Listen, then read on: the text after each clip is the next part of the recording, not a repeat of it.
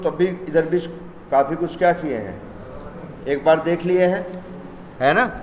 Manual के जो concepts हैं वो हम लोग क्या किए हैं, याद रखना यार, उसको उनको तैयार करो क्योंकि बहुत ज़्यादा इम्पॉर्टेंट है मैनुअल, याद रखना।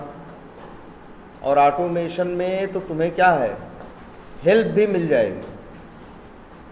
ऑटोमेशन में जैसे कोड करवाएगा, कुछ करवाएगा, उसमें तुम्हें क्या मिल जाएगी, हेल्प भी मिल जाएगी। इसीलिए लेकिन जो मेन चैलेंज है वो ये है जो मैनुअल की चीज़ें पूछेगा, जो मैनुअल की चीज़ें पूछेगा, ये पहले तैयार करो। इंटरव्यू का मान के चलना, ये बेसिक क्राइटेरिया है क्या, मैनुअल, ठीक है। तो ये 100% चाहिए ही चाहिए।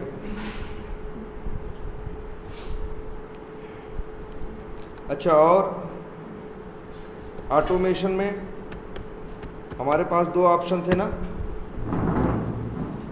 अच्छा, VS कोड तो हम लोगों ने सबने क्या है देखा ही है ना। हमारे सबके सिस्टम पे क्या है, VS कोड है। और यहाँ से हम प्लेराइट का यूज़ करके हम क्या कर सकते हैं, प्लेराइट का यूज़ करके हम कोई एप्लीकेशन क्या कर सकते हैं, ऑटोमेट कर सकते हैं। लैंग्वेज यूज करेंगे तो लैंग्वेज क्या है, जावा स्क्रिप्ट। लेकिन फिर याद रखना है, मेन याद रखना भाई, देखो जो लोग सिर्फ जावा स्क्रिप्ट पढ़े हैं तो उनको तो पता है कि जावा स्क्रिप्ट में स्टार्टिंग में कोई भी वेरिएबल यूज़ करो, कोई भी वेरिएबल क्या करो, यूज़ करो, तो उस कंडीशन में तुम्हें वेरिएबल का टाइप बताने की ज़रूरत नहीं होती। बट जावा में बताना पड़ता है। ये जावा और जावास्क्रिप्ट का सबसे मेन बेसिक क्या है, डिफरेंस है। लेकिन इसके बाद एक और लैंग्वेज है, तुम लोग तो देखे हो, टाइप स्क्रिप्ट। कौन सी लैंग्वेज, टाइप स्क्रिप्ट। वो जावास्क्रिप्ट के ऊपर ही बनाई गई है। इसमें क्या है, हम चाहें तो वेरिएबल का टाइप बता सकते हैं।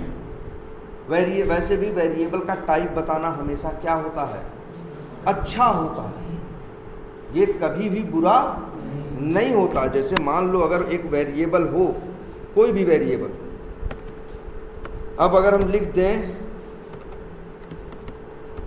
लेट nm इक्वल्स टू 100, अब हमने यहाँ इसका क्या किया, वैल्यू बता दी लेकिन टाइप नहीं बताया। ये किसका तरीका है, ये जावास्क्रिप्ट का तरीका है।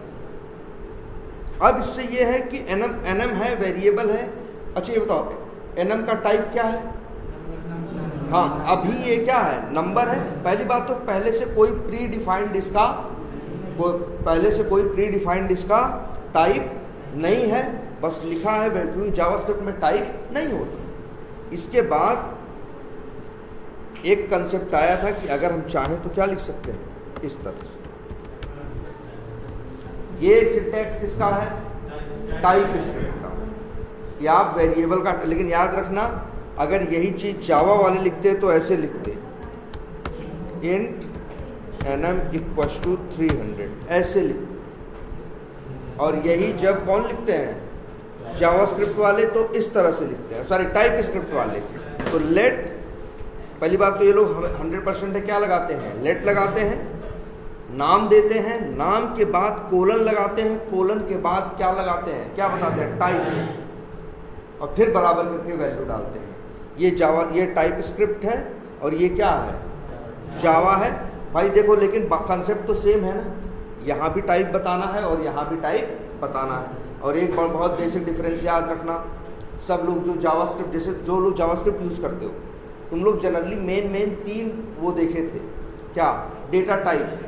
जैसे क्या था, नंबर, जावास्क्रिप्ट वालों के पास क्या होता है, नंबर होता है, और इसके बाद स्ट्रिंग होता है, और इसके बाद क्या होता है, बुलियन होता है, ठीक है। और ऑब्जेक्ट भी होता है और होते हैं। लेकिन मेन जो है ये डेटा के लिए क्या है, 3 डेटा टाइप है, कौन से, बुलियन, स्ट्रिंग और क्या, नंबर। लेकिन अगर जावा में जाओ तो जावा में सिर्फ नंबर के लिए 6 डेटा टाइप होते हैं। क्या होते हैं, 6 डेटा टाइप होते हैं। लेकिन जावास्क्रिप्ट में या टाइप स्क्रिप्ट में क्या होते हैं, सिर्फ मान के चलो टोटल जावा में 8 डेटा टाइप होते हैं। लेकिन अगर हम इसकी बात करते हैं, जावास्क्रिप्ट या टाइप स्क्रिप्ट की बात करते हैं, तो यहाँ मेनली क्या है, सिर्फ 3। जैसे नंबर अब नॉर्मल नंबर भी रख सकता है, दशमलव भी रख सकता है, सब कुछ संभाल सकता है। कौन सा डेटा टाइप? नंबर। लेकिन जावा में ऐसा नहीं था। अगर तुम इंट लिख के एनएम लिख के और लिख देते 300.56, तो अब ये क्या दे देता जावा वाला? एरर। कहता भाई ये तो तुम क्या रख रहे हो? दशमलव। दशमलव के लिए डेटा टाइप इंट नहीं है, क्या है? डबल है। क्या है? कहता ये डबल लिखोगे तब सही माने। ये किसका तरीका था? जावा का। लेकिन जावास्क्रिप्ट कहता है भाई आप सिर्फ टाइप बताओ और इसके बाद उसके अंदर कोई भी वैल्यू रख सकते हो। क्लियर है ये? और चलो अच्छा एक काम करते हैं, ये इसमें अगर टीएस कॉन्फ़िगरेशन फाइल उठ जाए तो क्या वापस ला सकते हैं? क्या करें? इसी प्रोजेक्ट में काम कर रहे हैं। हाँ, तो package.json और टीएस कॉन्फ़िगरेशन फाइल डिलीट हो जाए। डिलीट हो जाए तो फिर से देखो, ये फाइलें वैसे भी क्या हैं, हम पूरा लिखते थोड़ी ना है। इसका हमेशा सैंपल या टेम्पलेट नेट से क्या करते हैं? डाउनलोड करते हैं।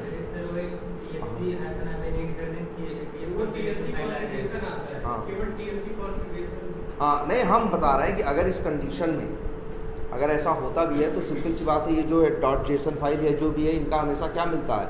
सैंपल मिलता है। या जनरली हम लोग क्या करते हैं, चैट जीपीटी से ये बताते हैं कि हम क्या क्या यूज़ कर रहे हैं।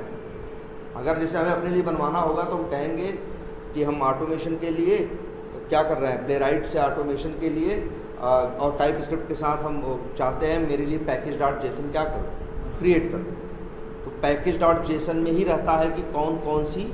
अच्छा एक चीज़, एक मिनट, जो लोग जावा वाले हो, तुम लोग मैवन यूज़ किए थे ना? सारी तुम्हारी जार वहाँ से आती थी। वैसे ही ये जो जावास्क्रिप्ट वाले हैं या टाइप स्क्रिप्ट वाले लोग, इनके पास भी एक ऐसे, जैसे वहाँ तुम लोग के पास मैवन था ना, इनके पास npm है, नोड पैकेज मैनेजर। अरे यार एक साइट जैसे तुम, अरे यार देखो एक मिनट, तुम लोग को प्लेराइट चाहिए था या कुछ भी चाहिए होता था तो कौन सी कमांड यूज़ करते थे? npm ना।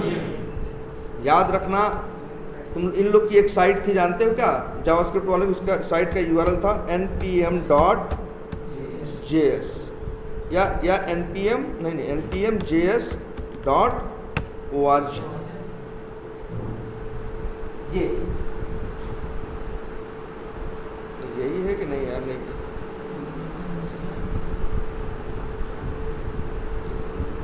एक मिनट,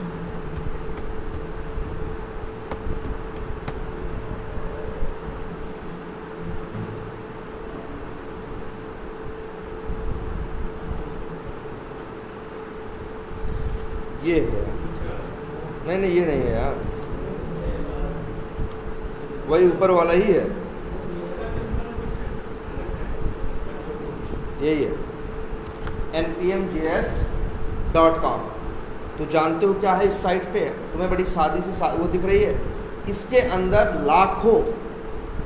लाखों भी हम कम बोल रहे हैं, 10-20 लाख जावास्क्रिप्ट की बनी हुई कोड वो है, लाइब्रेरी या टूल्स हैं। जैसे जो तुम्हारा प्लेराइट है वो भी यहाँ है।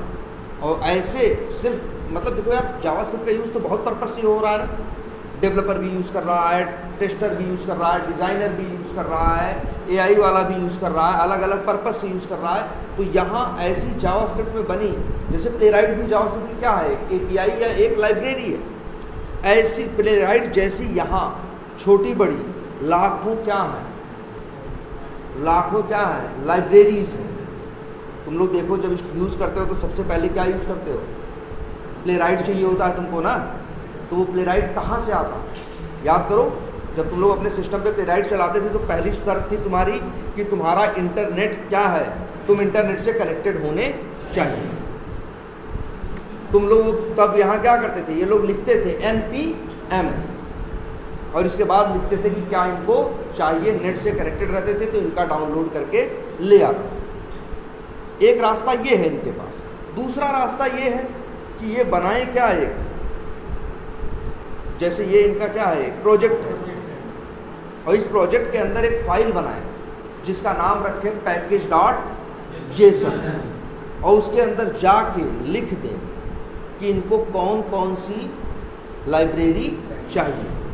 तो नेट से कनेक्टेड रहेंगे तो ये जाएगा वहाँ से डाउनलोड करके ले आएगा। और यही सेम फीचर तुम जावा वालों ने भी यूज़ किया था ना। तुम लोग यूज़ कर रहे थे क्या, मैवन। ये लोग यूज़ किया करते थे क्या, मैवन। जैसे तुम लोग का URL था npm.js.com, इन लोगों का था हाँ क्या था, हाँ mvn repository.com। यहाँ क्या है, कुछ अलग नहीं, यहाँ भी लाइब्रेरीज हैं, प्लेराइट की भी लाइब्रेरी यहाँ है, लेकिन सब कुछ यहाँ किस में है, जावा में। यहाँ सब कुछ इसमें है जावा। प्लेराइट ढूंढो मिलेगा, लेकिन यहाँ से जो मिलेगा उसको यूज़ करोगे तो किस में यूज़ करोगे, जावा में यूज़ करोगे। देखो मिला कि नहीं, प्लेराइट मेन लाइब्रेरी, ये देखो प्लेराइट, ये देखो प्लेराइट मेन लाइब्रेरी, मिला कि नहीं मिला। तो जावा वालों के लिए जो टूल था वो कौन था, मैवन था। उनकी साइट जहाँ से चीज़ें आती थी वो कौन था, mvn repository.com था। और जावास्क्रिप्ट वालों के लिए कौन है, npm, नोड पैकेज मैनेजर। और ये क्या करता है, ये चीज़ें ले आता है कहाँ से, npm.js.com। यहाँ से जो लाइब्रेरी जो टूल मिलेगा वो किस लैंग्वेज में लिखा गया होगा, जावास्क्रिप्ट या टाइप स्क्रिप्ट में। और वो मैवन वाले से तो वहाँ से जो करोगे वो कोड किस में मिलेगा, जावा में मिलेगा। इसीलिए देखो इस बैच वाले क्या मैवन पढ़े थे, तो ये लोग क्या यूज़ करते थे, ये लोग क्या मैवन यूज़ करते थे। और तुम लोग जावास्क्रिप्ट देख रहे थे, इसलिए तुम क्या यूज़ कर रहे थे, तुम npm यूज़ कर रहे थे, npm.js। और ये लोग नाम रखे थे npm, इन लोग का था नोड पैकेज मैनेजर, जो आपको जो लाइब्रेरी जो चीज़ चाहिए वो आपको प्रोवाइड करेगा। चलो अच्छा ठीक है। और ये बताओ,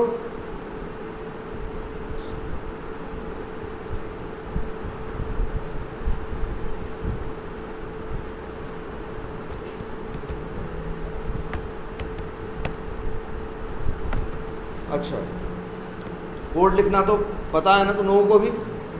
अच्छा ये बताओ ये क्या है, फंक्शन। और फंक्शन का नाम रख देते हैं, सपोज करो क्या, ऐड, इस तरह से करते हैं। और ये, और यहाँ पे चाहे तो क्या कर सकते हैं, इनकी तो नहीं यहाँ चलता, यहाँ क्या चलता है, लेट num1। अगर टाइप स्क्रिप्ट लिख रहे हैं तो क्या लिखना चाहिए, नंबर इक्वल्स टू क्या, 2000।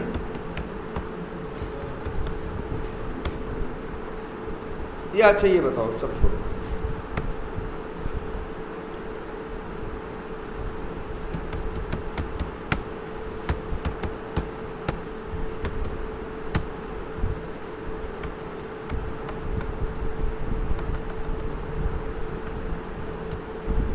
तो भाव देखो सब लोग, ये कोड समझ में आता है क्या, कुछ बहुत बड़ी बात लिखी है नहीं। एक फंक्शन बनाया है जिसका नाम क्या रखा है, ऐड, और अंदर क्या प्रिंट कर रहे हैं, हेलो। ठीक, चलाएं, ये चलेगा। देखो ये फंक्शन है, डायरेक्ट नहीं चलता, जब कॉल होता है तब चलता है। अब चलेगा।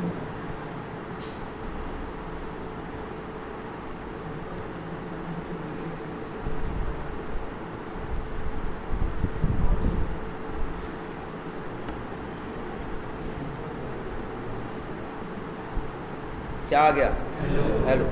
ये सबको समझ में आ रहा है। और लेकिन एक बात याद रखो भाई, जावास्क्रिप्ट और टाइपस्क्रिप्ट वालों को तो ये नई चीज़ नहीं लग रही, वो जानते हैं। लेकिन जावा वालों याद रखो, जावा में फंक्शन नहीं होता। जो जावा पढ़े हैं, जावा सेलेनियम पढ़े हैं, उनके यहाँ फंक्शन नहीं होता था। वो लोग सिर्फ क्या बनाते थे, क्लास के अंदर क्या बनाते थे, मेथड।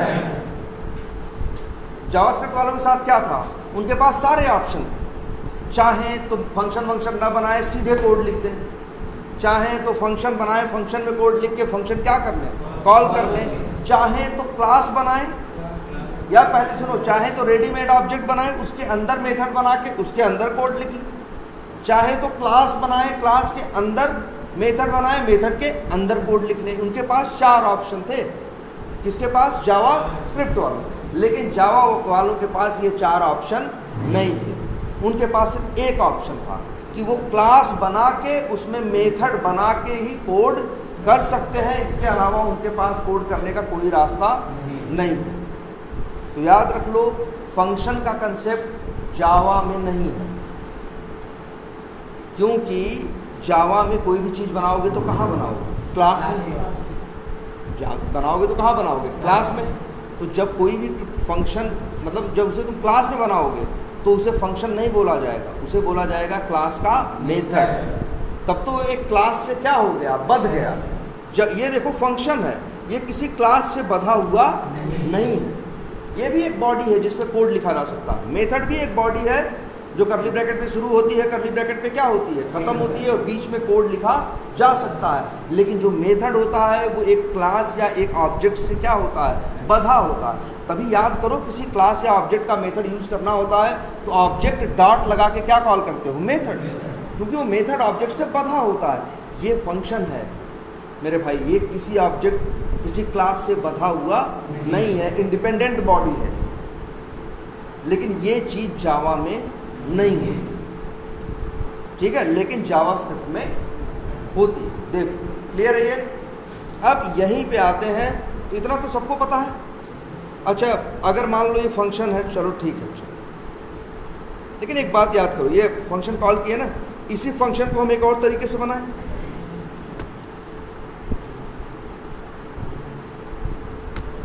ध्यान से देखना, यही काम, यही फंक्शन हम बना रहे हैं जिसका काम है क्या? हेलो करना। ये बताओ, ये फंक्शन क्या कर रहा था? हेलो ही तो प्रिंट किया ना। हम एक और बना रहे हैं, देखना ध्यान से, क्या लिख रहे हैं? या चलो मन करे तो लिख देते हैं क्या? तो तुम कहोगे सर जी आप तो बना रहे हो क्या? वेरिएबल। वेरिएबल बनाते हो तो लेट लिखते हो, अगर आप चाहते हो कि उसकी वैल्यू चेंज ना हो तो क्या लिख देते हो आप? कॉन्स्ट। लेकिन हम कह रहे हैं नहीं जी, हम क्या बना रहे हैं? फंक्शन बना रहे हैं। हम क्या बना रहे हैं? फंक्शन बना रहे हैं। अब अच्छा चलो कॉस्ट लिखा और यहाँ लिख दिया क्या? तुम कहोगे नहीं सर ये तो वेरिएबल जैसा है, जावास्क्रिप्ट वाले यही तो लिखते हैं, कॉन्स्ट लेट या कॉन्स्ट लिखते हैं, इसके बाद लिखते हैं क्या? वेरिएबल का नाम। हमने लिख दिया क्या? ऐड। हम कह रहे हैं ये वेरिएबल नहीं है जी, ये क्या है? मेथड है। वेरिएबल नहीं है, ये क्या है? मेथड है। ये कैसा है? फिर हमने लिख दिया बराबर। अब तो तुम कहोगे सर ये पक्का क्या है? वेरिएबल है। वेरिएबल ही तो बराबर करके देने साइड से क्या लेता है? वैल्यू लेता है। चलो अच्छा, फंक्शन होता है तो फंक्शन के अंदर एक चीज़ होती है ना, पैरामीटर होता है ना। फंक्शन हो चाहे मेथड, एक कंसेप्ट है किसका? पैरामीटर का। तो हम एक बार ये बात ये कह रहा है कि पैरामीटर, तो अगर मान लो पैरामीटर कैसे बनते हैं यार? ब्रैकेट से ना। फंक्शन के आगे ऐसे ब्रैकेट रहता है ना, तो लो कह रहा है अगर पैरामीटर नहीं होते तब भी ब्रैकेट होता है, लेकिन ब्रैकेट क्या होता है? खाली होता है। चलो इतना लिख लिए। फिर क्या लिखे देखो, तो हम कह रहे हैं यहाँ ये पैरामीटर लिख दिए और फिर क्या लिख दिए? बराबर। फिर देखो ये तीर जैसा नहीं लग रहा? तीर जैसा लग रहा है कि नहीं लग रहा है? एरो जैसा, एरो या तीर। और इसके बाद लिख दिए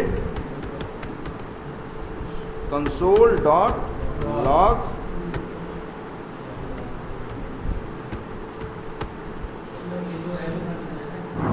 तो ये भी क्या है? फंक्शन। उस कोड को वैसे भी लिख सकते थे, उस कोड को ऐसे भी लिख सकते हो, और इसी को बोला गया जावास्क्रिप्ट में क्या? Arrow function. ये जब नेट पे जगह जगह कोड दिखोगे तो ऐसा कोड दिखाई देगा। चलो ये भी हटाते हैं। अच्छा पहले एक बार, अब एक थोड़ा आइडिया लगा, पहले अब इसमें इधर आते हैं। जैसे इधर फिर से आते हैं, ये क्या कर रहे हैं हम लोग बताओ?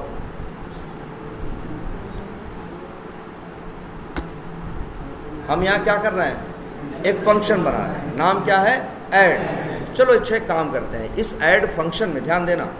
ऐड फंक्शन में भाई ये हम 2 नंबर जोड़ते हैं, तो क्या करें, डायरेक्ट नंबर जोड़ना तो अच्छी बात नहीं होती, इसीलिए हम क्या कंसेप्ट यूज़ करेंगे, पैरामीटर।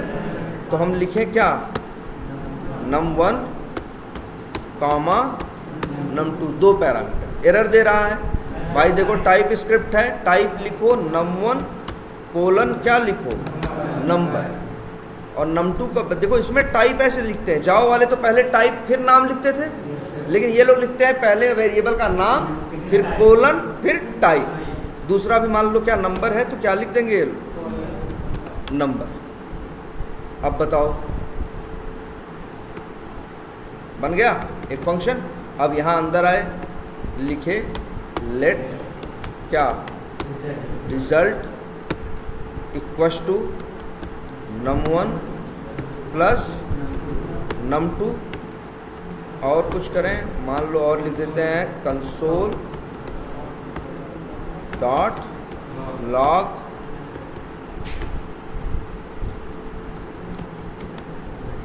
रिजल्ट।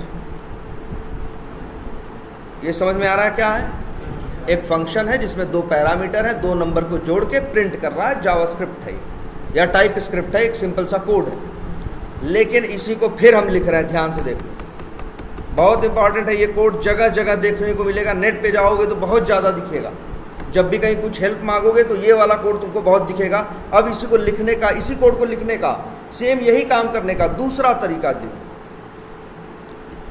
इसको कर देते हैं क्या, कहो पहले कमेंट,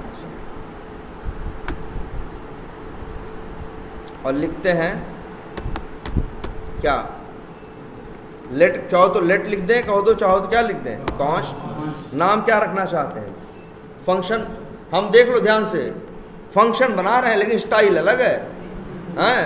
क्या नाम रखना चाहते हो, ऐड या माई ऐड, जो भी कहो वो रख दें, जैसे कहो तो लिख दें क्या, चलिए ऐड ही रख दी।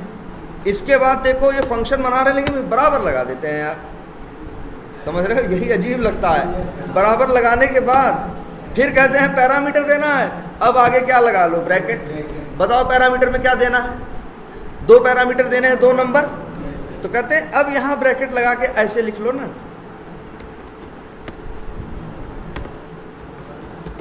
Number comma num2 colon number, parameter का निपट गया।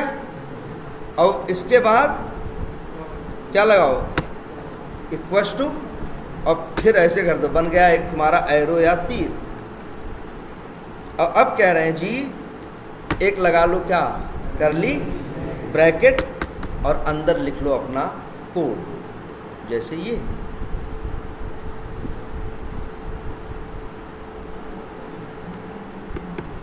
ये देखो यार, इसी को बोलेंगे क्या, एरो फंक्शन। पहली बात तो ये मत सोचना कि ये बनाएंगे तो कुछ ये अलग काम कर देगा, वही काम करेगा लेकिन उससे थोड़ा सा क्या रहेगा, शॉर्ट रहेगा, थोड़ा सा क्या रहेगा, शॉर्ट रहेगा। ये है एरो फंक्शन, और लोग यूज़ बहुत करते हैं, नेट पे ये कोड बहुत दिखाई देगा। अब ये दिखाई देगा तो कंफ्यूज मत होना, तब समझ जाना कि ये क्या बनाया है, एक फंक्शन है। ये मत सोचना कि ऐड एक वेरिएबल है ना, ऐड क्या है, फंक्शन है। और सबसे बड़ी चीज़ ये ट्राई करके देखो ना, क्या ऐड कॉल कर लिया, कितने पैरामीटर है, 2,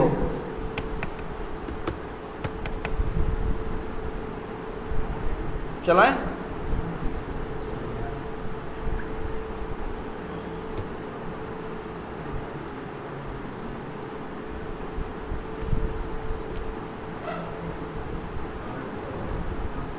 आ गया ना 800। तो ये कोड पहचानना सीखो भाई। प्लेराइट के फ्रेमवर्क में एरो फंक्शन हर टेस्ट केस में मिलेगा।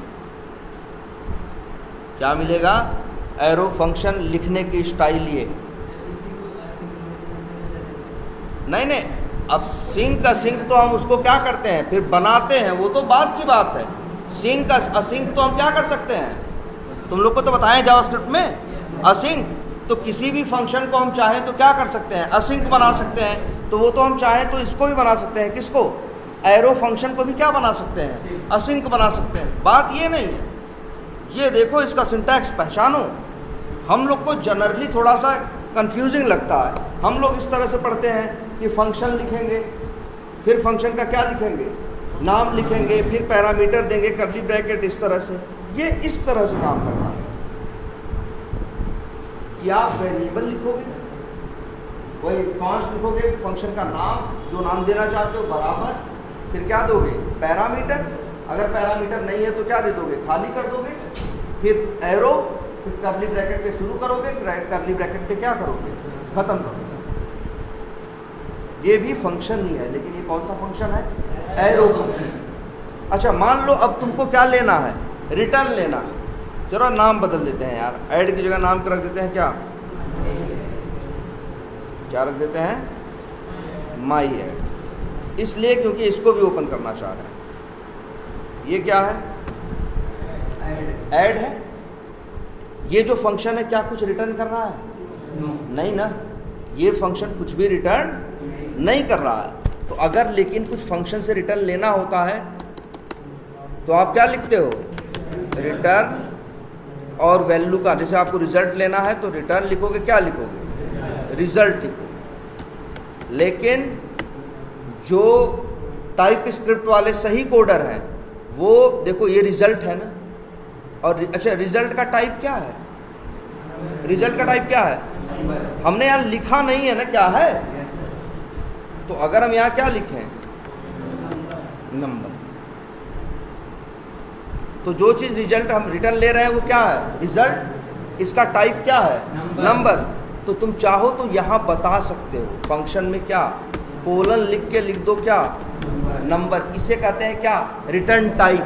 देखो ये परफेक्ट मेथड है किस स्टाइल में, टाइप स्क्रिप्ट। देखो टाइप स्क्रिप्ट के साथ एक बात है यार, जब .ts कोड लिखते हो ना, तो अगर उसमें JS कोड भी लिख दो तो वो मना नहीं करता। अब जैसे ये देखो, हम अगर यहाँ ऐसे लिखें तो भी सही है, और ना लिखें, ये स्टाइल किसकी है, जावास्क्रिप्ट की। टाइप मत बताना, लेकिन टाइप स्क्रिप्ट की स्टाइल क्या है कि वेरिएबल लिखना, कोलन, और फिर वेरिएबल का क्या लिखना, टाइप। तो ये फंक्शन अगर कुछ रिटर्न कर रहा है तो उसका रिटर्न टाइप कहाँ लिखेंगे, कोलन करके। अच्छा, अब यही चीज़ इसमें कैसे लिखोगे, वही चीज़ इसमें कैसे लिखोगे,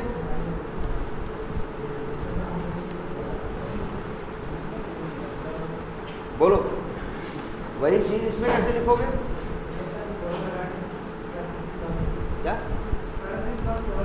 तो यहाँ पे भी सेम ऐसे ही रखोगे, बस पैरेंथेसिस के बाद क्या करोगे, कोलन लगाओगे और लिखोगे क्या। लेकिन यार देखो, सबसे पहले एक चीज़ ये देखो, अगर रिटर्न टाइप बताओगे तो सबसे पहले चीज़ क्या लेगी, रिटर्न लो, और क्या लिखो, रिजल्ट, और यहाँ बता दो क्या, कोलन, रिटर्न टाइप। तो रिटर्न, अच्छा रिजल्ट है ना, रिजल्ट का टाइप क्या है, नंबर।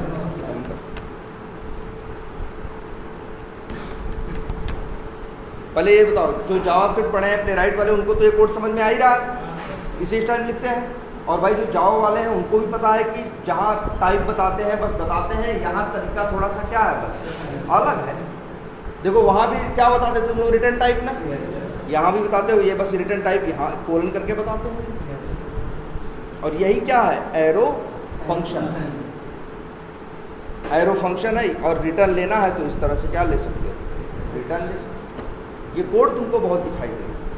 कहाँ दिखाई देगा, अगर अभी हम नेट पे सर्च मारें या उससे कहें, चैट जीपीटी से कहें कि यार एक टेस्ट केस ऑटोमेट करने का सैम्पल कोड लिख दे, बेसिक सा प्लेराइट में, तो जानते हो क्या करेगा, जो कोड देगा उसमें भी एरो फंक्शन होगा, उसमें भी एरो फंक्शन होगा। उनकी स्टाइल में ही है कि एक एरो फंक्शन उसमें ही होगा।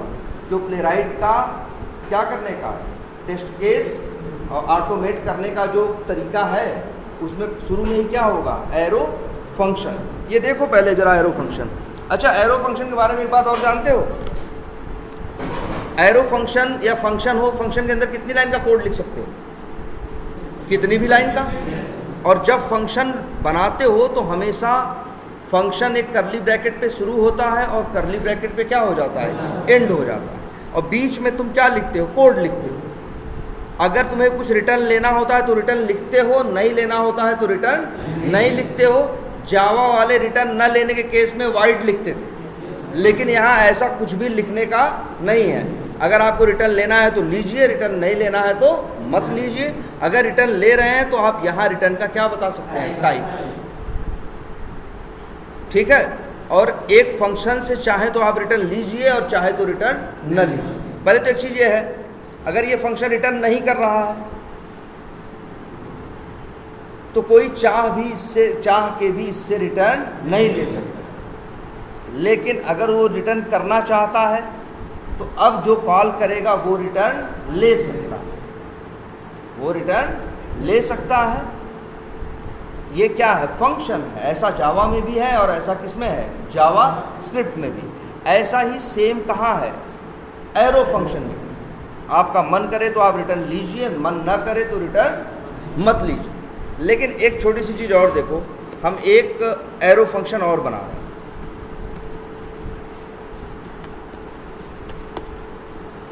कॉन्स्ट, नाम क्या रखे हैं, लिख दिया क्या, न्यू ऐड, फिर इक्वल्स टू, फिर num1 colon number, num2 colon number, ये भी लिख दिए। और इसके बाद रिटर्न टाइप लिख दिए क्या, नंबर, फिर इक्वल्स टू और लगा दिए क्या, एरो। ये क्या है भाई, एरो फंक्शन। ध्यान देना इसमें हम क्या लिख रहे हैं, num1 प्लस num2। ये देखो ध्यान से, अब बताओ ज़रा, ये एक फंक्शन है ना जिसका नाम क्या है, न्यू ऐड। कॉल करें, ऐसा बताओ इस फंक्शन में क्या पैरामीटर भेजने हैं। याद रखना, एरो फंक्शन जब लोग बनाते हैं तो नाम के बाद बराबर लगाते हैं और इसके बाद क्या लिखते हैं, पैरामीटर। तो यहाँ देख लो 2 पैरामीटर हैं, तो 2 नंबर मांग रहा है। मान लो हमने भेज दिया 200 और क्या 300। अब ये फंक्शन चलेगा। अब हमें ये बताओ, क्या ये फंक्शन रिटर्न कर रहा है, क्या ये फंक्शन रिटर्न कर रहा है, पहली चीज़। और या अच्छा ये बताओ दूसरी एक चीज़, ये भी एक एरो फंक्शन है ना, और हम बताएं ये भी एक एरो फंक्शन है। कैसे हम बोल रहे हैं, क्योंकि एरो का चिन्ह है ना, इसमें भी है और इसमें भी है। अच्छा, दोनों में क्या अंतर लग रहा है तुम्हें, सबसे पहले क्या अंतर महसूस हो रहा है? अच्छा, ये सही बात पकड़े कि इसमें करली ब्रैकेट है और इसमें करली ब्रैकेट नहीं है ना। इसमें करली ब्रैकेट है और इसमें करली ब्रैकेट, सॉरी हाँ, इसमें करली ब्रैकेट है और इसमें करली ब्रैकेट नहीं है। तो पहले एक चीज, अच्छा तो पहले तो एक बात ये जान लो, चाहे तो हम बना सकते हैं एरो फंक्शन करली ब्रैकेट का भी, और चाहे तो बना सकते हैं कैसे, बिना करली ब्रैकेट का।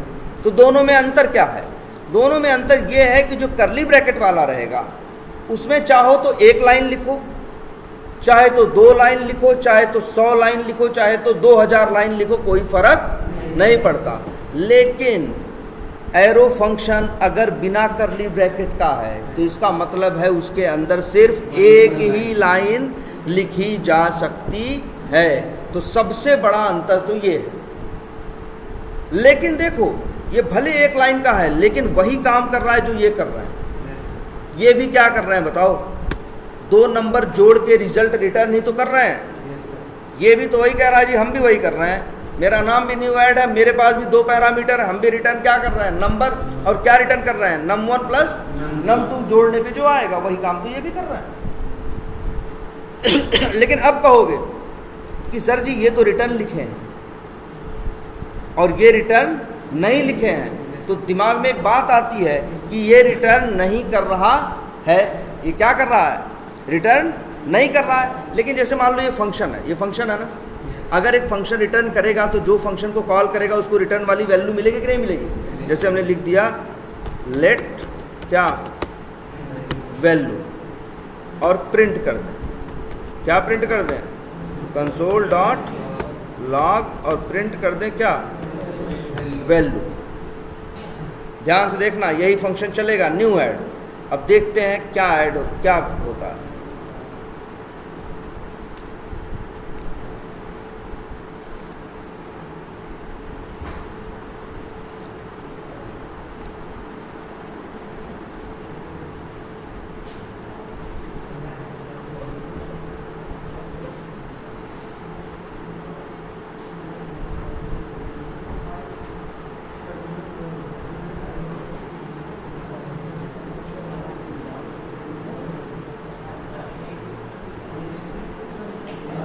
हाँ बोलो भाई सब लोग कि ये देख रहे हो, रन करें, हुआ, एक मिनट देखें, कंट्रोल जी, क्या आया 500, सही तो आया भाई। देखो ये फंक्शन गया, यही देखो कॉल की है ना, कौन सा फंक्शन, एरो फंक्शन। नाम क्या है, देखो एरो फंक्शन का नाम क्या है, न्यू ऐड। 2 पैरामीटर, देखो न्यू ऐड को कॉल किया, 2 पैरामीटर भेजे, जो रिटर्न हुआ उसको हमने यहाँ पे वैल्यू में क्या किया, स्टोर किया, और हमने फिर क्या करा दिया, प्रिंट करा दिया। देखो क्या प्रिंट हो गया, 500। मतलब यहाँ से रिटर्न हुआ, जबकि हमने यहाँ रिटर्न, ध्यान से देखना, यहीं पे एक मेन कंसेप्ट है, लेकिन यहाँ हमने रिटर्न कहीं लिखा नहीं। तो याद रखना, अगर तुम्हारा एरो फंक्शन बिना करली ब्रैकेट का है, किसका है, बिना करली ब्रैकेट का है, मतलब एक लाइन वाला है, तो वो बाय डिफ़ॉल्ट रिटर्न करता है, चाहे तुमको रिटर्न लिखने की कोई ज़रूरत है नहीं। अगर तुम्हारा फंक्शन कैसा है, करली एरो फंक्शन कैसे है बनाए हो तुम, करली ब्रैकेट के साथ, मतलब जिसके अंदर एक लाइन भी लिखी जा सकती है, जिसके अंदर 100 लाइन भी लिखी जा सकती है। अगर इसको रिटर्न करना होगा तो इसको रिटर्न लिखना पड़ेगा, इसको रिटर्न लिखना नहीं पड़ता। लेकिन कौन वाला, एक लाइन वाला एरो फंक्शन जिसके अंदर करली ब्रैकेट न हो, क्या करो, टाइप। हाँ देखो टाइप तो बताए हैं ना कि ये रिटर्न करेगा क्या, नंबर। बस है भी num1 + num2 जब जुड़ेंगे तो टाइप क्या आएगा भाई, num1 num2 भेज रहे हैं, जो आएगा हम बता रहे हैं कि नंबर आएगा, है ना। स्ट्रिंग भी ऐड करना है तो एक पैरामीटर और बढ़ा दो, लिख दो जैसे क्या, नेम कोलन और लिख दो क्या, स्ट्रिंग, और तुम्हारी मर्जी लिख दो क्या, प्लस क्या वेरिएबल का नाम रखे हो, नेम। तो यहाँ कॉल करो, अब मान लो यहाँ से भेज दो क्या, यहाँ से भेज दो मान लो राम। अब चलाओ,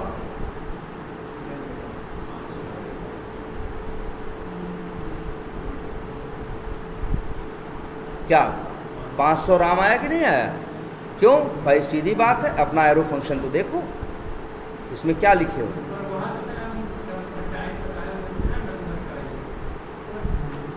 एक मिनट, ये एरर दे रहा है क्यों, अच्छा ये नंबर यहाँ नहीं लिखोगे, यहाँ क्या लिखोगे, तुमको पता है ना, जब नंबर और स्ट्रिंग जुड़ते हैं तो देखो, 2 नंबर जुड़ते हैं तो नंबर होता है, 2 स्ट्रिंग जुड़ते हैं तो स्ट्रिंग होता है, एक नंबर और एक स्ट्रिंग भी जुड़ता है तो क्या होता है, स्ट्रिंग होता है। ये टाइप तुम्हें क्या लिखना है, अब चलाओ, एकदम बढ़िया चलेगा यार।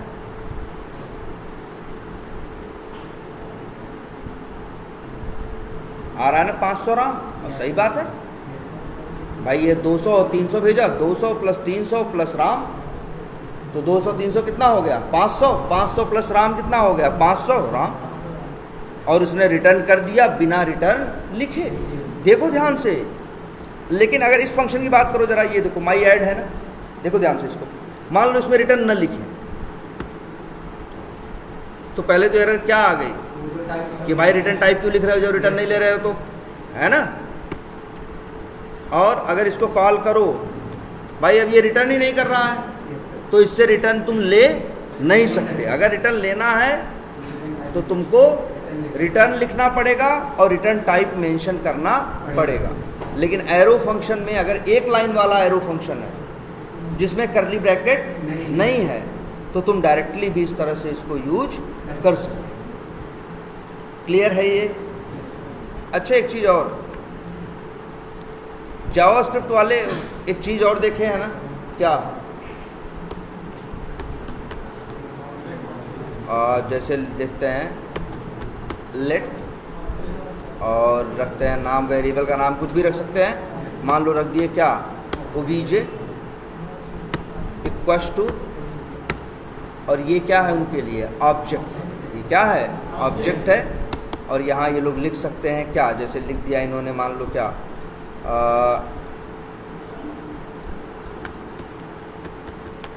कस्टमर क्या नेम, तो ये की हो गया, कोलन करके जो यहाँ लिख दिया ये उसकी क्या हो गई, उसकी क्या हो गई, मान लो वैल्यू हो गई, मान लो वैल्यू हो गई क्या, सपोज करो सैम। ऐसे ही मान लो क्या, एज कोलन 34, इस तरह से ये क्या है, ऑब्जेक्ट है ना। तो देखो एक चीज़ यहाँ पे सब लोग, और क्या तुम्हें देखने को मिल सकता है, अगर मान लो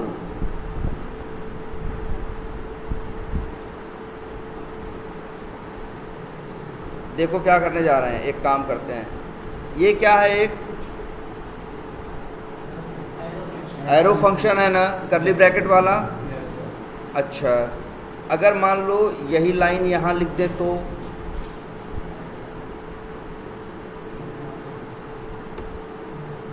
बोलो, लिख सकते हैं भाई, ऑब्जेक्ट है, एक ऑब्जेक्ट बना रहे हैं, उसको कहाँ रख रहे हैं, एक वेरिएबल के अंदर, उसका नाम क्या है, ओबीजे। ऑब्जेक्ट में दो प्रॉपर्टी है क्या, कस्टमर नेम और क्या, एज। मान लो हम इसको ओबीजे को क्या लेना चाहें, क्या करना चाहें, रिटर्न लेना चाहें, तो यहाँ क्या लिखेंगे, रिटर्न ओबीजे, ठीक है। और अब हमको यहाँ रिटर्न टाइप ने इस तरह से बना दिया हमने, ठीक है। और ये देखो,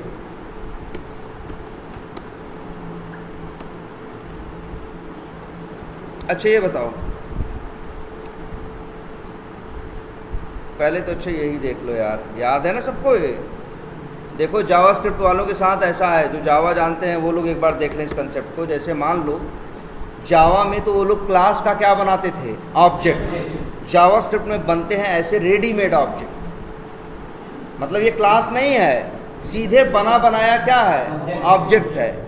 और ये ऑब्जेक्ट के क्या है, प्रॉपर्टी और वैल्यू, वही जो तुम लोग वेरिएबल और वैल्यू होती थी ना, नॉन स्टैटिक वेरिएबल वैल्यू, वैसे ये लोग बोलते हैं क्या, प्रॉपर्टी और वैल्यू। जैसे कस्टमर नेम प्रॉपर्टी है, सैम उसकी क्या है, वैल्यू है। एज एक प्रॉपर्टी है, 34 क्या है, वैल्यू है। और इसके अंदर एक चीज़ और दिखा दें तो तुम ये लोग मेथड भी बना सकते हैं। जैसे एक मेथड बना दें, नाम रख दें क्या, वोट, इस तरह से। तो क्या बना सकते हैं, एक ऑब्जेक्ट के अंदर प्रॉपर्टी और वैल्यू भी बन सकती है, और क्या बन सकता है, मेथड भी बन सकता है। और याद करो जावा वालों, जैसे तुम लोग जेसन नहीं देखे थे, वैसा ही तो है। जेसन इसी के कंसेप्ट को चुरा के बना है, इसीलिए जेसन का नाम क्या है, जावास्क्रिप्ट ऑब्जेक्ट नोटेशन। कंसेप्ट यही था मूल, जो कहाँ था, जावास्क्रिप्ट में था, ठीक है। अच्छा, अगर हमको यूज करना हो, मान लो एज की वैल्यू प्रिंट करानी हो, तो क्या लिखेंगे, console.log, और लिखेंगे क्या, obj डॉट क्या, एज। अब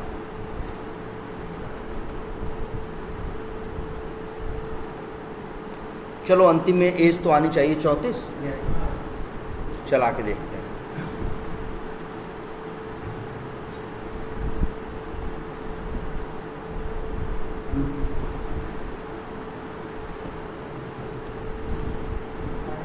आ गया ना 34, सही है ना, बोलो भाई। भाई देखो क्यों 34 आ गया,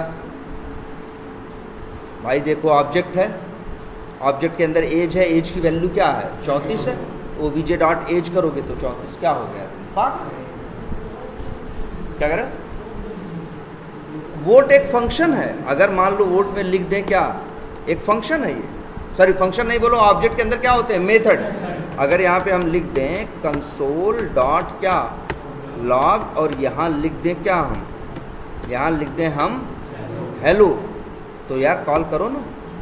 कैसे, वोट को कॉल करना है तो obj डॉट क्या वोट, चलाओ, अब रन करो।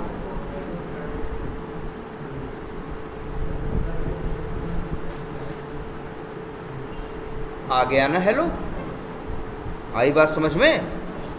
वोट तो क्या है, मेथड है, किसका, ऑब्जेक्ट का। ऑब्जेक्ट का नाम क्या है, ओबीजे। ये ऑब्जेक्ट ऐसा ऑब्जेक्ट है जो क्लास से नहीं बनता। ये तो जावास्क्रिप्ट वाले भी जानते हो ना तुम लोग कि एक ऑब्जेक्ट कैसे बनता है, न्यू करके बनता है ना क्लास से, और एक ऑब्जेक्ट ऐसा रेडीमेड बनता है। जावा वाले सिर्फ यही जानते हैं कि ऑब्जेक्ट कैसे बनता है, क्लास से। उन लोगों के लिए ये जो तरीका है ये थोड़ा सा क्या है, नया। ये जैसे क्या है, एक रेडीमेड ऑब्जेक्ट, डायरेक्ट ऑब्जेक्ट बना दिया बिना क्लास के। लेकिन ऑब्जेक्ट क्या है, प्रॉपर्टी है और वैल्यू है, और क्या हो सकते हैं, मेथड हो सकते हैं। ठीक है, लेकिन अब इधर देखो हम बताना क्या चाह रहे हैं। तो बताओ, अच्छा ये एक मिनट इसको नीचे ले आते हैं। देखो सब लोग, देखो ध्यान से इस चीज को। ये देखो, इस फंक्शन का नाम क्या है, बोलो। इस एरो फंक्शन का नाम क्या है, माई ऐड। इसका काम भाई, इसका काम क्या है, दो नंबर को क्या करना है, ऐड करना, या जो भी काम है। इसके बाद इसके अंदर देखो एक क्या बन रहा है, ओबीजे बन रहा है कि नहीं बन रहा है। और ओबीजे जो है, हम उसी ऑब्जेक्ट को क्या ले रहे हैं, रिटर्न ले रहे हैं। चलो ये वाला कोड हम फिलहाल क्या कर देते हैं, मान लो कमेंट कर देते हैं। क्या कर देते हैं, चलो ये कोड तो चलेगा। अब बताओ, माई ऐड ये क्या है, फंक्शन का नाम है। अच्छा, ये पैरामीटर में दो नंबर भेजने हैं, चलो भेज दिया, ठीक है। बताओ ये क्या रिटर्न करेगा फंक्शन, बोलो। अरे यार रिटर्न क्या लिखा है, ओबीजे ना। ओबीजे के पास क्या है, जावास्क्रिप्ट का क्या है, ऑब्जेक्ट है, तो ये ऑब्जेक्ट करेगा। उसको हमने एक वेरिएबल में स्टोर कर लिया। वेरिएबल का नाम मान लो हमने रख दिया क्या, x। अब हम लिखें x डॉट क्या लिखें, कस्टमर नेम, वही हम प्रिंट कराना चाह रहे हैं।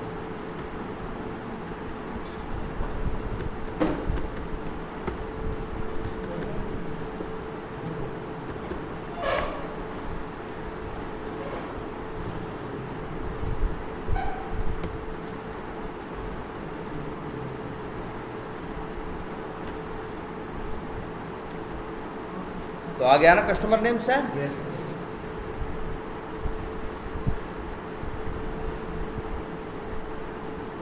तो यार ये देख लो, इस तरह से बनते हैं क्या, एरो फंक्शन। ठीक है,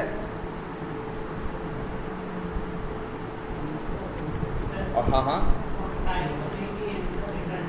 यहाँ नहीं दिया ना। देखो एक चीज़ ये भी बता देते हो, पहले याद रखना सब लोग कि जो जावास्क्रिप्ट है, जो टाइप स्क्रिप्ट है, ये कौन सी लैंग्वेज हम लिख रहे हैं, जेएस नहीं लिख रहे हैं, क्या लिख रहे हैं, टीएस। तो टीएस की एक बात है, टीएस फाइल में मन करे तो वेरिएबल का टाइप बताओ बहुत जगह पे, और मन करे तो ना बताओ। बताना किसका बिहेवियर है, टीएस का। ना बताना किसका बिहेवियर है, जेएस का। तो टीएस कहता है कि हम अपने में टीएस का बिहेवियर भी अलाउ करते हैं और जेएस दोनों का करते हैं। लेकिन अगर डॉट जेएस फाइल हो तो आप बता नहीं सकते, आपको बताना आप बता नहीं सकते। लेकिन अगर टीएस फाइल है तो चाहो तो आप बता भी सकते हो, और चाहो तो बहुत आप नहीं भी बता सकते। ठीक है, चलो अच्छा, ये तो क्या हो गया तुम्हारा, ये क्या हो गया, एरो फंक्शन हो गया। ठीक है, और वैसे यार जैसे, अच्छा एरे, एरे तो तुम लोग को पता ही है कैसे होते हैं एरे।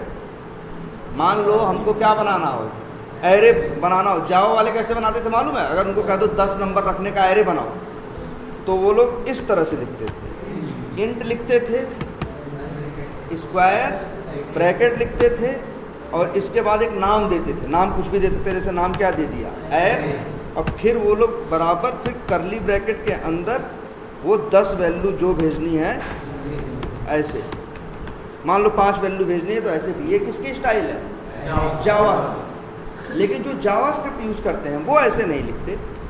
उनकी स्टाइल चलती है कि सबसे पहले तो वो क्या लिखते हैं, एक वेरिएबल में चाहे एरे रखें, चाहे एक वैल्यू रखें, चाहे पूरा एरे रखें, वेरिएबल तो हमेशा कैसे होगा, लेट से। तो क्या लिखते हैं, लेट लिखते हैं। लेट लिखने के बाद नाम देते हैं, जैसे उन्होंने भी नाम क्या दिया, मान लो एर, नाम तो कुछ भी दे सकते हैं एर। इसके बाद फिर क्या, फिर क्या, कोलन। ये तो गया नाम, और नाम के बाद बताते हैं क्या, हाँ भाई नाम, नाम के बाद कोलन, कोलन के बाद क्या बताते हैं, टाइप। अब टाइप क्या बताएं, किस टाइप का, नंबर रखना चाहते हैं तो ये लोग इंट नहीं लिखेंगे, क्या, नंबर, और फिर बराबर, और फिर ये लोग करली ब्रैकेट के बजाय यूज़ करते हैं क्या, ये स्क्वायर ब्रैकेट। इसमें ये लोग भी ऐसे नंबर लिख सकते हैं।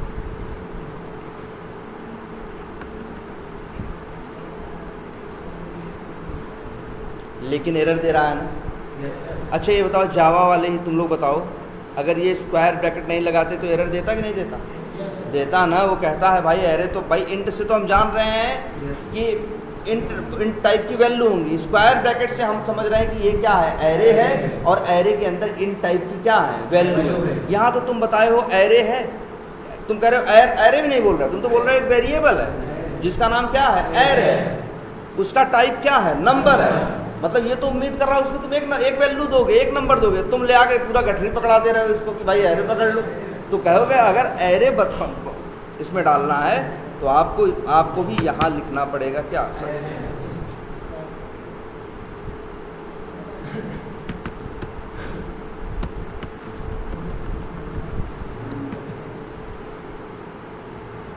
ऐसे। मतलब देख रहे हो चीज़ वही है ना, थोड़ा लिखने का तरीका क्या है, घुमा के, ऐसे इनका एरे बनता है। और इनके एरे में से अगर वैल्यू निकालनी हो तो एर, वहाँ भी नहीं, डॉट कहाँ है, क्या लिख दो, 0, फिर लेट, और फिर वैल्यू मान लो क्या, n कोलन, क्या निकलेगा, नंबर। प्रिंट करो तो 0 नंबर पे आएगा, 0 नंबर पे क्या रखा है, 12, 1 नंबर पे क्या रखा है, 23, 2 पे 44, 3 पे 55, 4 पे 55, टोटल कितनी वैल्यू है, 5 वैल्यू। ऐसे क्या काम करता है इसका, एरे। लूप लगाना तो जानते ही हो, जैसा उसमें है वैसा ही इसमें भी है। लेकिन एक चीज़ है, यहाँ एक और लूप होता है, कौन सा, ना डू वाइल नहीं, जैसे जावा, देखो ध्यान, जैसे ध्यान से सुनना, जावा वालों को एक था फॉर ईच लूप। जावास्क्रिप्ट तुम लोगों को नहीं पता ना फॉर ईच लूप, लेकिन तुमको बताया गया था एक loop for of loop. For of loop वही है जो इनका क्या है, for each loop. For each loop में क्या था, इन लोग को पता, जैसे मान लो एक एरे में 10 वैल्यू है, जैसे मान लो ये एरे है, इसकी 10 वैल्यू, ये 5 वैल्यू या 10 वैल्यू इसमें पड़ी हैं। अगर हमको सबको प्रिंट कराना हो तो एक तरीका ये है ना लूप लगाने का, कि हम क्या लिखें जी, फॉर लगाएं, और फिर भाई ये जावास्क्रिप्ट लिख रहे हैं तो क्या लिखें, लेट आई बराबर 0, आई इज लेस देन क्या, एर डॉट लेंथ माइनस, या नहीं लेंथ, और आई प्लस प्लस, और फिर लिखें क्या, एर, और लिख दें क्या, आई, और फिर लिख दें क्या, लेट नम कोलन क्या, और कहो तो इसको क्या करा दें, प्रिंट करा दें। ये क्या है, ये नॉर्मल फॉर लूप है, और ये जावा वालों तुम लोगों ने भी देखा है ना। अब जावा वालों ने लूप देखा है जिनको ये लोग बोलते थे फॉर ईच लूप। उसमें ये होता था, इनके लिए बताएं, कि आप लूप लगा दो, एक एरे है, आप एरे पकड़ा दो, आपको ये नहीं बताना है कि 0 से चलो 10 तक, कि 0 से चलो तक 20 तक। अगर आप एरे दे दोगे तो अपने आप देख लेगा, अच्छा एरे है एरे में 50 आइटम होंगे तो लूप कितनी बार चलेगा? 50 बार। 10 आइटम होंगे तो कितनी बार चलेगा? 10 बार। और हर बार एक एक वैल्यू निकालता जाएगा। आपको ये ड्रामा करने की ज़रूरत नहीं है। ऐसा जावा में था फॉर ईच लूप, वही तुम्हारे में है किस नाम से? For of loop. जैसे देखो इसी को करें,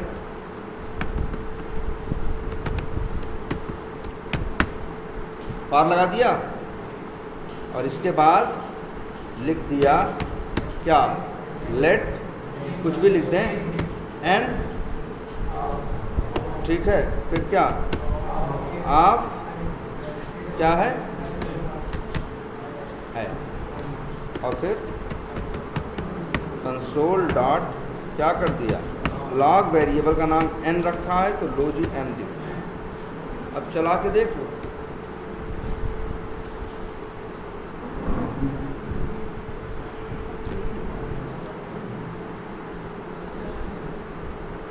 वैसे दोनों चला है ना?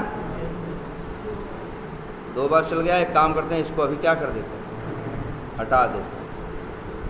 तो देखो ज़्यादा आसान और छोटा हो गया ये लूप की नहीं? यही लूप क्या है?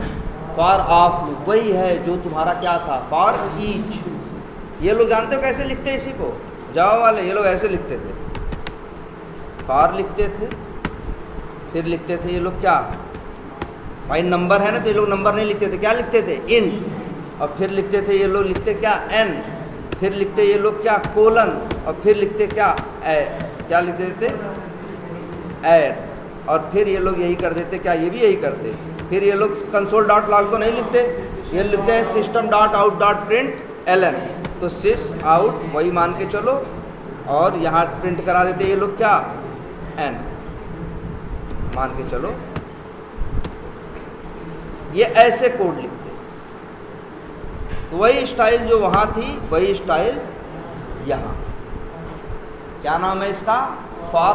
यहाँ फॉर ईच लूप नहीं बोलते, ये लोग क्या बोलते हैं? फॉर ऑफ लूप, है ना? जो अपने आप जितने एरे के आइटम होंगे उतनी बार चलेगा और हर बार एक एक वैल्यू निकाल के देगा। ठीक है। और वैसे लेट एन लिख रहे हो तो चाहो तो ये भी लिख सकते हो क्या? लेकिन यहाँ देखो क्या कह रहा है,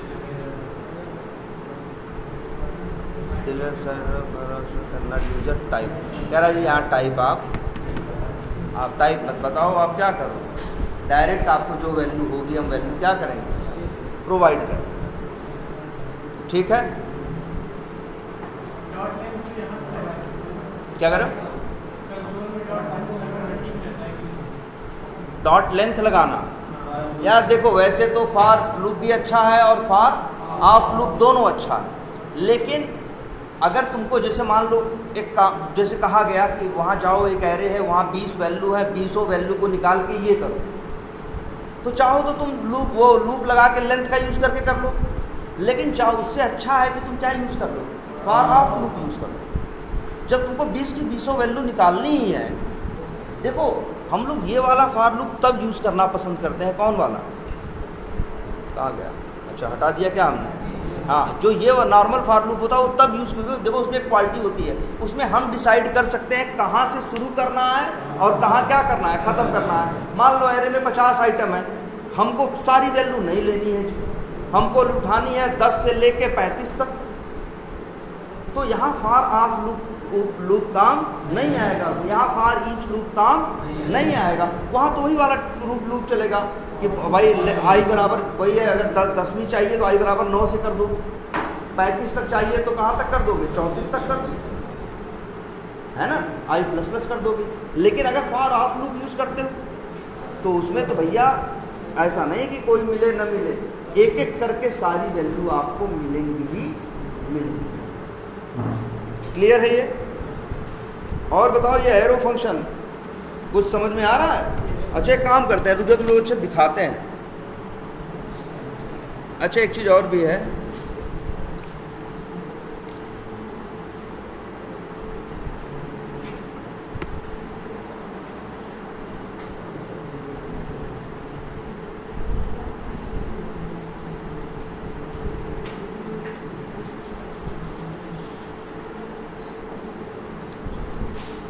अच्छा एक हाँ क्या दिखाने वाले थे? तुम लोग को जो दिखाते हैं कहीं एरो फंक्शन, बस ये लिख देते हैं गूगल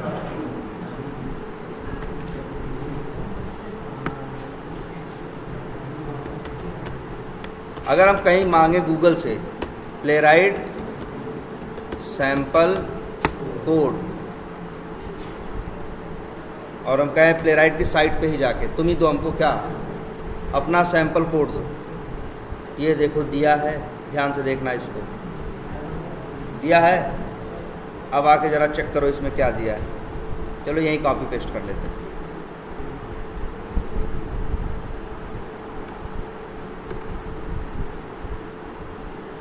ये देखो टेस्ट क्या है, देखो ये टेस्ट क्या है, एक फंक्शन है, क्योंकि देखो टेस्ट है और आगे क्या लगा है ब्रैकेट। इसके अंदर ये क्या है, एक उसका फंक्शन का क्या है पैरामीटर। तुम्हें अच्छा याद रखना, जावास्क्रिप्ट में स्ट्रिंग के लिए स्लैश भी चलता है, सिंगल कोट्स भी चलता है और डबल कोट्स दोनों चलता है।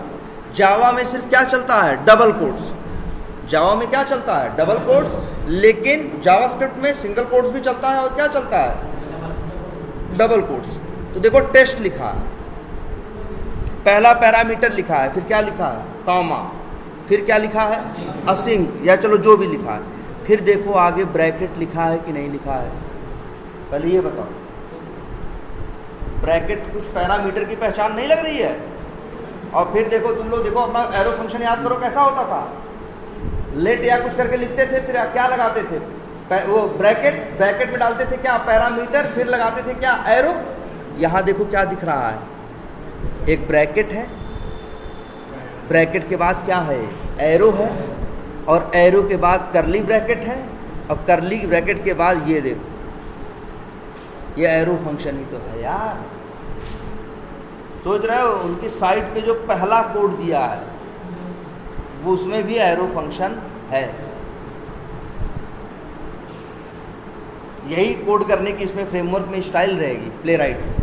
लेकिन देखो यहाँ एरो फंक्शन है कि नहीं है।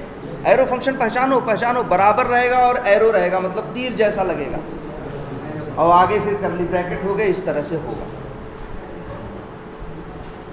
ठीक है। अच्छा एक चीज़ और, एक काम करते हैं,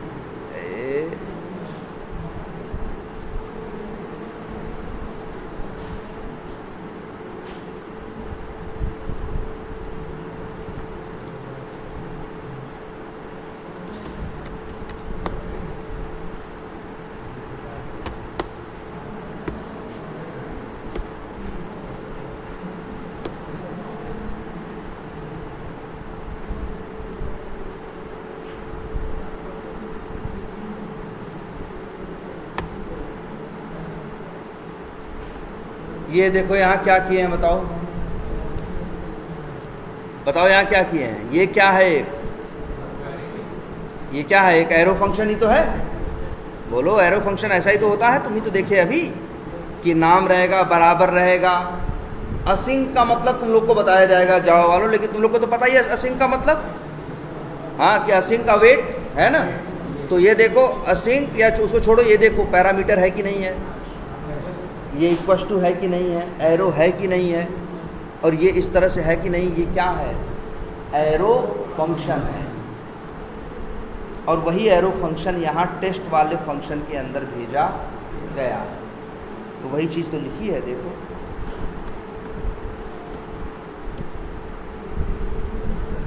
थोड़ा सा ऐसे कर देते हैं, साफ दिखाई दे। ये समझो, टेस्ट एक फंक्शन है जिसका ब्रैकेट देखो यहाँ है पीले रंग का, है ना। येलो पे शुरू होता है, येलो पे क्या होता है, ख़त्म होता है। और उसके अंदर ये दूसरा एक पैरामीटर स्ट्रिंग है, दूसरा पैरामीटर क्या है एक एरो फंक्शन है। और ये एरो फंक्शन देखो वायलेट बैगनी कलर का है कि नहीं है, वायलेट ब्रैकेट पे शुरू होता है, इस पे क्या होता है, ख़त्म होता है। प्लेराइट वालों की कोड करने की स्टाइल ही यही है, जो प्लेराइट का अपना फ्रेमवर्क है जिसको 90% लोग यूज करते हैं, उनका कोड करने का स्टाइल ही यही है कि आपको एरो फंक्शन बनाना पड़ेगा ही। बहुत से लोग ये भी है नहीं जानते एरो फंक्शन क्या होता है, लेकिन उनको पता है ऐसे ऐसे लिखना, उसी हिसाब से वैसे वैसे क्या कर देते हैं। दूसरा, जैसे ये पहला टेस्ट केस है, मान लो दूसरा टेस्ट केस होगा तो उसको कैसे करेंगे, बस ऐसे ही, और बस उसका नाम क्या हो जाएगा, नाम क्या हो जाएगा, चेंज हो जाएगा, और बाकी अंदर का कोड क्या हो जाएगा, चेंज हो जाएगा, लेकिन स्टाइल क्या रहेगी, सेम रहेगी। अभी तो तुम लोग को फ्रेमवर्क देखना है ना, तो फ्रेमवर्क में ही चलना है हम लोगों को, तो फ्रेमवर्क देखो वहाँ ऐसा ही रहेगा। तो अब ये बताओ, अच्छा कम से कम देखो एक चीज़ और भी बताएं, ऐसा कोई काम नहीं है जो एरो फंक्शन कर देता है और दूसरे फंक्शन नहीं कर पाते। मतलब वही काम तुम बिना एरो फंक्शन के भी कर सकते हो, वही काम एरो फंक्शन बना के भी कर सकते हो, लेकिन तुमको जगह जगह देखने को मिलेगा। तो इसके लिए तुम्हें उसका सिंटैक्स समझ में आना चाहिए कि जिस पकड़ सको फंक्शन का नाम क्या है, पैरामीटर कहाँ लिखा जाता है, एरो कहाँ बनाया जाता है, करली ब्रैकेट का क्या मतलब है, करली ब्रैकेट का नम हो तो मतलब क्या है, 1 लाइन वाला है, अपने आप बाय डिफ़ॉल्ट रिटर्न करेगा, करली ब्रैकेट वाला है तो उसमें 10 लाइन चाहे 20 लाइन लिख लो, तुम्हारा मन करे तो रिटर्न करो, तुम्हारा मन करे तो रिटर्न ना करो, है ना। तो ये आपका क्या है, एरो फंक्शन। क्लियर है। और अच्छा ये बताओ, क्लास ऑब्जेक्ट तो जानते हो तुम लोग भी जानते हो, और भाई तुम लोग भी जानते हो क्या, जावा वाले ऐसे लिखते थे क्लास का नाम, पब्लिक क्या क्लास ना। ये जावास्क्रिप्ट वाले ऐसे नहीं लिखते, वो लिखते हैं सीधे क्या, क्लास, और लिखते हैं क्लास का क्या, नाम। जैसे क्लास का नाम अगर मान लो एक क्लास उसका नाम एम्प्लॉई है तो हम लिखेंगे क्या, क्लास एम्प्लॉय। फिर अरे एकदम सेम ऐसे जावा में भी तो था, करली ब्रैकेट, फिर इसके अंदर हो सकते हैं क्या मेरे पास, मेथड। और अच्छा बताया गया है तुम लोग को ना एक कॉन्सेप्ट और, कंस्ट्रक्टर।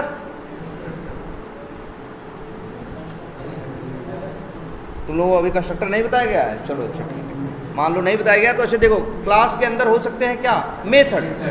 क्लास के अंदर पहले तो ये जान लो क्या हो सकते हैं, मेथड। जैसे हम बना दें एक मेथड, लिख दें, जैसे लिख दें गेट क्या, सैलरी। ये क्या है, मेथड है। किस क्लास का, एम्प्लॉय क्लास का। गेट सैलरी एक क्या है, मेथड है। ठीक। अब अगर इनको एम्प्लॉय क्लास का, अगर मान लो यहाँ कुछ भी लिखा हुआ,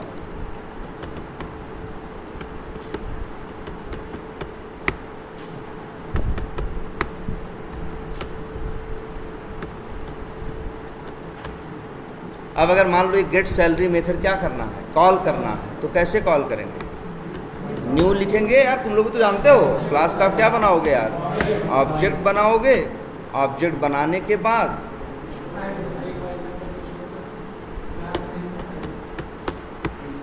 अरे ऐसे नहीं, यहाँ तो क्या लिखते हैं भाई, लेट लिखते हैं, और फिर लिखते हैं क्या, टाइप। टाइप किस क्लास का ऑब्जेक्ट है, एम्प्लॉय ना। और अब टीएमपी डॉट क्या कॉल कर सकते हैं, गेट सेल। चाहो तो चला दो, लास्ट में हाई वहाँ है ना, कोई एरर भी है क्या भाई इसमें। चलो ये तो दिखाने के लिए सिर्फ सैंपल था अभी।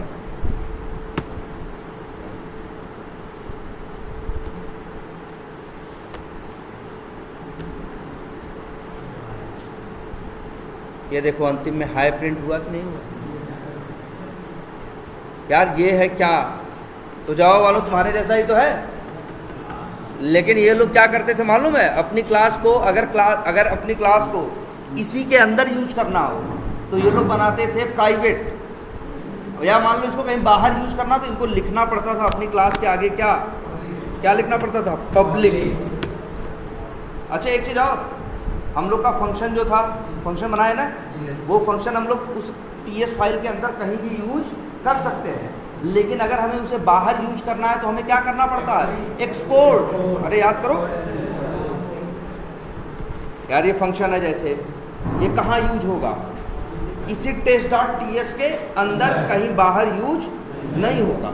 लेकिन अगर हम चाहते हैं कि ये कहीं बाहर यूज, देखो अगर यही चीज़ जावा में रही होती ना तो उन लोग का ये कंसेप्ट था कि जो चीज़ बाहर यूज करनी है उसमें इसके आगे लिख दो क्या, पब्लिक, और जो बाहर नहीं अंदर यूज करनी है उसके आगे लिख दो क्या, प्राइवेट। ये जावा वालों का, लेकिन जावास्क्रिप्ट वालों का ये नहीं है। अगर ये कुछ नहीं लिखोगे तो ये प्राइवेट है, ये इसी के अंदर यूज होगा, बाहर यूज नहीं होगा। लेकिन अगर यहीं आए और तुम लिख दिए क्या, एक्सपोर्ट, अब खेल बदल गया। अब इसको बाहर वाले भी यूज कर सकते हैं, लेकिन शर्त ये है, ये एक्सपोर्ट हो रहा है, जिसको यूज करना है वो क्या करेगा, इंपोर्ट करेगा। वो क्या करेगा,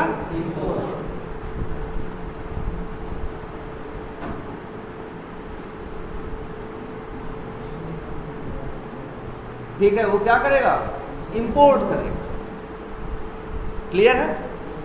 लेकिन जावा वालों के साथ ऐसा नहीं था, वो लोग तो पब्लिक और क्या लिखते थे, प्राइवेट। और वैसे एक चीज़ ये भी देख लो, ये क्लास है ना, कौन सी, ये अगर हमें इसे बाहर यूज़ करना है, हम चाहते हैं कि जैसे अंदर ऑब्जेक्ट बनाना था तो बना लिए ना उसी फाइल के अंदर, अगर बाहर वाले भी बनाना चाहें तो हमें लिखना पड़ेगा क्या, जब एक्सपोर्ट लिखोगे तभी वो चीज़ बाहर यूज होगी। लेकिन उसमें भी शर्त है, जिसको यूज़ करना होगा वो पहले क्या करेगा, इंपोर्ट करेगा। क्या करेगा, इंपोर्ट करेगा, तब यूज़ करना है, चाहे फंक्शन हो और चाहे क्या हो, क्लास। ठीक है? लेकिन अच्छा बताओ, क्लास के अंदर क्या होते हैं, मेथड होते हैं। कितने हो सकते हैं, बहुत हो सकते हैं, 10, 20, 50। लेकिन अगर आप एक क्लास, भाई क्लास के अंदर 20 मेथड हैं, अगर आपको बाहर 20 यूज करने हैं तो आपको 20 मेथड इंपोर्ट करने की, एक्सपोर्ट करने की ज़रूरत, अच्छा समझना बात एक तब यहाँ। और जैसे आपकी एक फाइल है जिसका नाम क्या है, test.ts, इसके अंदर 10 फंक्शन है, क्या, 10 फंक्शन। फंक्शन तो किसी क्लास में नहीं होते ना। अगर तुम चाहते हो ये 10 फंक्शन बाहर इस्तेमाल हो सकें तो 10 के 10 के आगे बनाने के टाइम पे क्या लिखना पड़ेगा, एक्सपोर्ट लिखना पड़ेगा। तभी बाहर वाले इन 10 को इंपोर्ट करके क्या कर सकते हैं, यूज कर सकते हैं। लेकिन जब बात आती है किसकी, क्लास की, ये मेथड्स की बात आती है, तो याद रखना फंक्शन एक इंडिपेंडेंट बॉडी है, जबकि जो मेथड है वो हमेशा किससे बधा रहता है, क्लास से। तो अगर आपने क्लास एक्सपोर्ट कर दिया तो उसके साथ सारे मेथड अपने आप एक्सपोर्ट हो जाएंगे। आपको अलग अलग एक्सपोर्ट करने की ज़रूरत नहीं है। आप बस क्लास एक्सपोर्ट कर रहे हैं, आप वहाँ क्लास पा जाएंगे, फिर क्लास के आगे डॉट लगा के आप चाहे तो आराम से मेथड क्या कर सकते हैं, कॉल कर सकते हैं। आप ऑब्जेक्ट बना के मेथड क्या कर सकते हैं। तो अगर एक क्लास के अंदर 10 मेथड है तो 10 मेथड को एक्सपोर्ट नहीं करना होता, किसे एक्सपोर्ट करना होता है, क्लास। और क्लास एक्सपोर्ट कर दोगे तो उसकी सारी चीज़ें अपने आप एक्सपोर्ट हो जाए। क्लियर? अच्छा, इसमें भी चलता है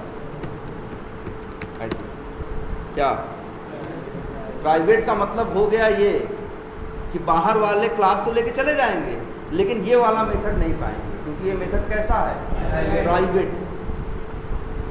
और अगर नहीं बनाओगे तो बाहर क्या होगा, यूज। तो ये क्या है, क्लास है और क्या है, मेथड। ठीक है? वैसे तुम लोग नहीं पढ़े हो, थोड़ा कम जानते हो इस बारे में। स्टैटिक और नॉन स्टैटिक, जावास्क्रिप्ट वाले तुम लोग नहीं जानते हो, लेकिन ये लोग तुम लोग कायदे से पढ़े हो ना। स्टैटिक और नॉन स्टैटिक होता है ना, इसमें भी स्टैटिक और नॉन स्टैटिक, ये जो फंक्शन बनाए हैं, ये जो मेथड बनाए हैं, ये कैसा मेथड है, नॉन स्टैटिक। जैसे हमारे में नहीं था। और अगर स्टैटिक बनाना होता तो जानते हो क्या करते, स्टैटिक लिखते। चलो इन लोग को याद करा दे रहे हैं, तुम लोगों को कल की क्लास में एक्सप्लेन करेंगे इस चीज़ को, लेकिन इन लोग को याद दिला रहे हैं। अच्छा, तुम लोगों में क्या था जावा में कि अगर एक ऑब्जेक्ट है, स्टैटिक क्लास के साथ क्या मिलती थी, स्टैटिक चीज़, ऑब्जेक्ट के साथ नॉन स्टैटिक भी और स्टैटिक भी। लेकिन जावास्क्रिप्ट में ऐसा नहीं होता। यहाँ ऑब्जेक्ट के साथ सिर्फ नॉन स्टैटिक मिलेगा और क्लास के साथ सिर्फ स्टैटिक मिलेगा। यहाँ ऑब्जेक्ट के साथ दोनों नहीं मिलेगा, जैसा जावा में मिला। ये अंतर है ना। चलो तुम लोगों को कल बताएंगे यार एक कंसेप्ट ये भी कि स्टैटिक क्या होता है और क्या क्या होता है, नॉन स्टैटिक, है ना। तुम लोग भी क्लास ऑब्जेक्ट यूज किए हो ना, तुम लोग यूज तो किए हो, लेकिन जो तुम यूज किए थे सब क्या था, नॉन स्टैटिक था। एक कंसेप्ट और भी होता है क्या, स्टैटिक, ठीक है। तो अब बताओ, अब तो एक बेसिक आइडिया सबको लग गया। हो सकता है प्लेराइट के बारे में नहीं पता हो अब, लेकिन एक काम करते हैं, तो फिर कल से जेनरिक मेथड बनाना स्टार्ट करें। पहले तो इन लोग को समझाना पड़ेगा कि आखिर जेनरिक मेथड का कंसेप्ट ही क्या है ना, और उसी में फिर एक बार प्लेराइट भी सारा क्या हो जाएगा, रिवाइज हो जाएगा। तो एक काम करते हैं, चलो एक तब भी एक बेसिक रफ आइडिया बता दिया, अब आगे इम्प्लीमेंट करना शुरू करेंगे फ्रेमवर्क, तो यही सब सारी चीज़ें क्या आएंगी, फिर से सामने आएंगी। तो उसी समय फिर से क्या किया जाएगा, डिस्कस किया जाएगा उसी टाइम पे जैसे जैसे चीज़ें आएंगी, ठीक। तो चलो आज इतना ही रखते हैं।